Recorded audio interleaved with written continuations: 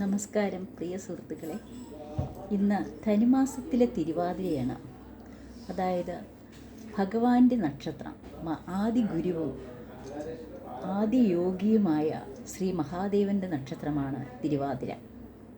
മാത്രമല്ല, തിരുവാതിരയ്ക്ക് വേറൊരു പ്രസക്തി കൂടെയുണ്ട്.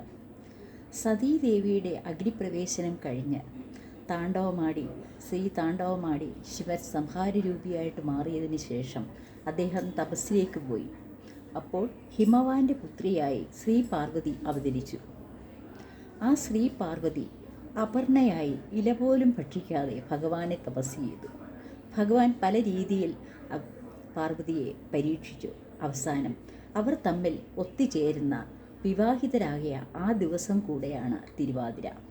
ദേവിയെ പരീക്ഷിച്ച് വൈരാഗ്യയായ ഭഗവാൻ ആ ശക്തിയിലേക്ക് ചേർന്ന നിമിഷമാണ്. അതായത് ശിവശക്തി സ്വരൂപമായ ദിവസമാണ് തിരുവാതിര. തിരുവാതിരയ്ക്കൊരു പ്രത്യേകത കൂടെയുണ്ട്. ശിവൻ ഒറ്റയ്ക്കാണെങ്കിൽ വൈരാഗിയാണ്. വൈരാഗികളുടെ സ്വഭാവം അറിയാമല്ലോ.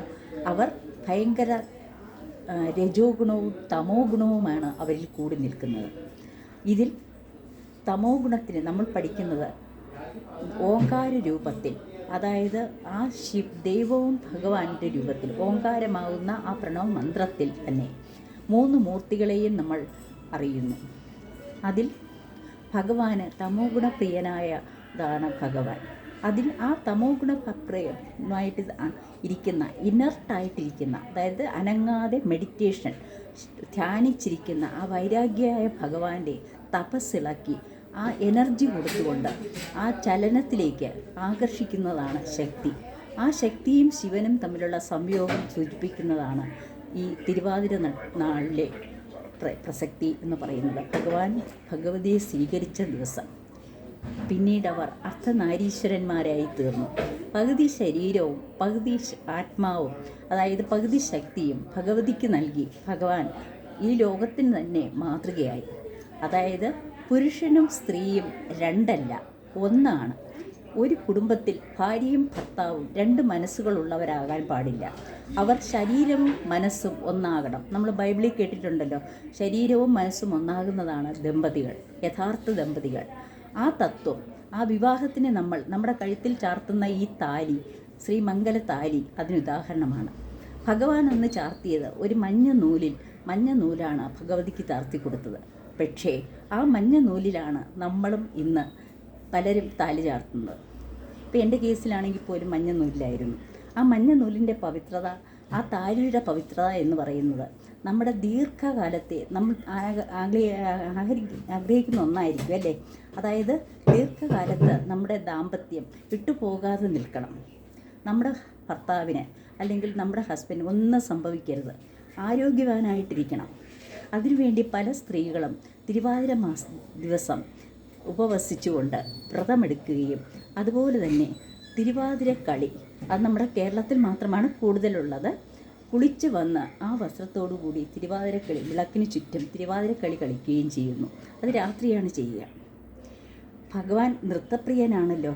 പതഞ്ജലി മഹർഷി ഭഗവാന്റെ നൃത്തം കണ്ട്, ഭഗവാന്റെ താണ്ഡവവും ദേവിയുടെ ലാസ്യവും ചേർന്ന നൃത്തം കണ്ട് ആ നൃത്തത്തിൽ മുഴുകിയാണല്ലോ അദ്ദേഹം ഭരതനാട്യം, ഈ നമ്മുടെ നൃത്ത സങ്കല്പം തന്നെ എഴുതിയുണ്ടാക്കിയത്.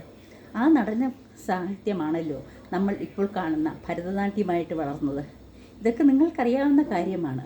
ലോകത്തെ ത്രസിപ്പിക്കുന്ന, ലോകത്തിൻ്റെ വൈബ്രേറ്റിംഗ് എനർജിയാണ് ശിവശക്തി.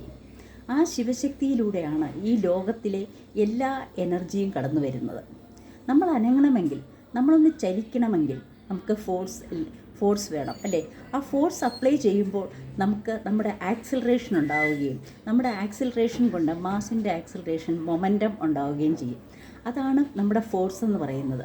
നമ്മുടെ മനസ്സിന് ചലിക്കണമെങ്കിലും നമ്മുടെ ശരീരത്തിന് ചലിക്കണമെങ്കിലും ശക്തി വേണം. അങ്ങനെ ശക്തിയില്ലാതെ ഇനർട്ടായിട്ടിരുന്ന ഭഗവാനെ ശക്തി കൊടുത്ത് തന്നിലേക്ക്, ആ മായാവലയത്തിൽ നിന്നും പുറത്തെടുക്കുക എന്ന് തന്നെ പറയാം. ജ്ഞാനശക്തി കൊടുത്ത് അതിലൂടെ ഭഗവാന്റെ പ്രാണശക്തിയിലേക്ക് കയറി ആ ഊർജ്ജശക്തിയായി സൃഷ്ടിസ്ഥിതി സംഹാര രൂപനായി ഭഗവാനെ മാറ്റിയെടുത്ത ആ ദിവസമാണ് തിരുവാതിര. സ്വയംഭൂവായ ഭഗവാന് എന്തിനാണ് ഒരു ജന്മനക്ഷത്രം? ചില വേദങ്ങൾ പറയുന്നത് ആദ്യം ആലിലയിൽ കിടന്ന കൃഷ്ണനിൽ നിന്നും ബ്രഹ്മാവുണ്ടായി എന്നും ബ്രഹ്മാവ് അടുത്തതായി രുദ്രനെ സൃഷ്ടിച്ചു എന്നുമാണ്. ഒത്തിരി രുദ്രന്മാരുണ്ട്. ആ രുദ്രന്മാർ സൃഷ്ടി തുടങ്ങിയപ്പോൾ ഉണ്ടായതെല്ലാം തമോ ഗുണപ്രിയരായിരുന്നു. പിന്നീടാണ് ബ്രഹ്മാവ് സരസ്വതിയെ സൃഷ്ടിക്കുകയും ആ സൃഷ്ടിയിൽ മോഹിതനായ ബ്രഹ്മാവ് അവളെ തൻ്റെ പത്നിയായി സ്വീകരിക്കുകയും ചെയ്തത്. ഏറ്റവും ഗുണകരവും ശ്രേഷ്ഠവും അതീവ വൈരാഗ്യവുമുള്ള രുദ്രനാകട്ടെ അത് കണ്ട് ഭയങ്കര വിദ്വേഷിയായി മാറി. കാരണം ധർമ്മമല്ലല്ലോ സ്വന്തം സൃഷ്ടിയെ ഭാര്യയായി സ്വീകരിക്കുന്നത്. അദ്ദേഹം ഒരു അമ്പ് തൊടുത്തുവിട്ടു. അതോടുകൂടി ആ ദേവി വിദ്യയുടെ ദേവതയായി മാറുകയും ഒരു താമരയിൽ ഇരിപ്പിടമുറപ്പിക്കുകയും ചെയ്തു. നിങ്ങൾക്കറിയാം, ഒരു ശിവലിംഗത്തിൻ്റെ മുകൾ ഭാഗവും താഴ്ഭാഗവും, അതായത് അതിൻ്റെ ആദിയും അന്തവും കണ്ടുപിടിക്കാനായിട്ട് ശ്രീനാരായണനും ശ്രീ ബ്രഹ്മാവും ശ്രമിച്ച കഥ. അതിൽ ഭഗവാൻ നാരായണൻ കണ്ടുപിടിക്കാൻ പറ്റിയില്ല. അദ്ദേഹം ശിവനോട് മാപ്പ് ചോദിച്ചു, ഭഗവാനെ എനിക്ക് കണ്ടുപിടിക്കാൻ പറ്റുന്നില്ല. പക്ഷേ വിഷ്ണുവാകട്ടെ, ബ്രഹ്മാവാകട്ടെ അവിടെ ഒരു കുടിലതന്ത്രം പ്രയോഗിച്ചു. അതിൽ നിന്നും ഭഗവാന്റെ ശിരസിൽ നിന്നും താഴേക്ക് പതിച്ച ഒരു താഴാമ്പൂവിനെ, അതായത് നമ്മുടെ കൈതപ്പൂ പോലെയുള്ള ഒരു സാധനം, താഴാമ്പൂവിനോട് ചോദിച്ചു, നീ എവിടെ നിന്നാണ് വരുന്നത്? ഞാൻ ഭഗവാന്റെ ശിവലിംഗത്തിൻ്റെ മുകളിൽ നിന്നാണ് വരുന്നത്. ഓ, അപ്പോൾ നീ പറയണം, നീ ബ്രഹ്മാവും അവിടെ എത്തി, ഞാൻ ശിവൻ്റെ ആദി, അതായത് മുകൾ ഭാഗം കണ്ടിട്ടുണ്ടെന്ന്. അങ്ങനെ കള്ളസാക്ഷിയുടെ ഒരു പറഞ്ഞ താഴാമ്പൂവിനെ ശിവൻ തൻ്റെ പൂജയിൽ നിന്നും ഒഴിവാക്കി.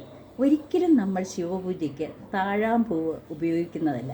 അപ്പോൾ സത്യസ്വരൂപനാണ് ഭഗവാൻ. ഭഗവാന്റെ മുന്നിൽ എന്തെങ്കിലും മറയ്ക്കാൻ പറ്റുമോ? ബ്രഹ്മാവിൻ്റെ ഒരു ശിരസ് കൊയ്യുകയും ചെയ്തു ഭഗവാൻ.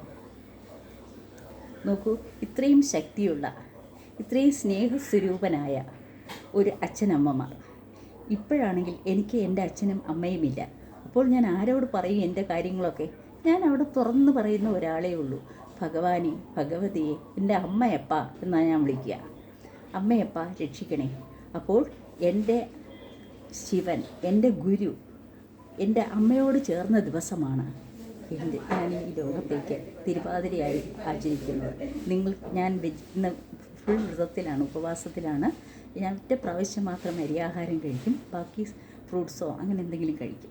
ഇന്നലെ മുതൽ തുടങ്ങിയതാണ്. നിങ്ങളും അതുപോലെ തന്നെ ഈ ഒരു ദിവസം ഉപവാസത്തിന് വേണ്ടി തിരഞ്ഞെടുക്കുക.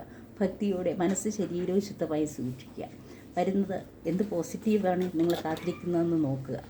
ഈ ഒരു മാസം ഇന്നു മുതൽ നിങ്ങളുടെ ജീവിതത്തിൽ വരുന്ന മാറ്റങ്ങൾ ഒന്ന് അറിയിക്കുമല്ലോ അല്ലേ?